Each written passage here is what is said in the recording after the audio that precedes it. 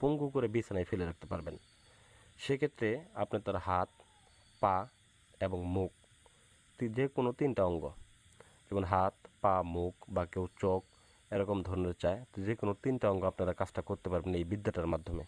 দেখা গেছে অনেক সময় অত্যাচার করে আপনাকে অত্যাচার করতে করতে শেষ করে ফেলছে, জমি জমা নিয়ে একদম ধ্বংস করে ফেলছে, টাকা পয়সা দিয়ে আপনার ধ্বংস করে ফেলছে, বিভিন্ন কারণে বিভিন্ন রকম আপনার সোনার সংসার ভেঙে যাচ্ছে।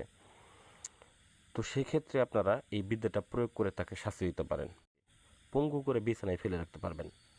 সেক্ষেত্রে আপনি তার হাত, পা এবং মুখ, যে কোনো 3টা অঙ্গ, যেমন হাত, পা, মুখ বা কেউ চোখ এরকম ধরনের চায়, তো যে কোনো 3টা অঙ্গ আপনারা কাজটা করতে পারবেন এই বিদ্যাটার মাধ্যমে।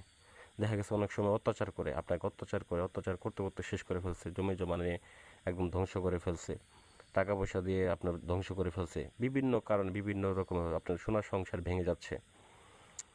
তো সেক্ষেত্রে আপনারা এই বিদ্যাটা প্রয়োগ করে তাকে শাস্তি দিতে পারেন।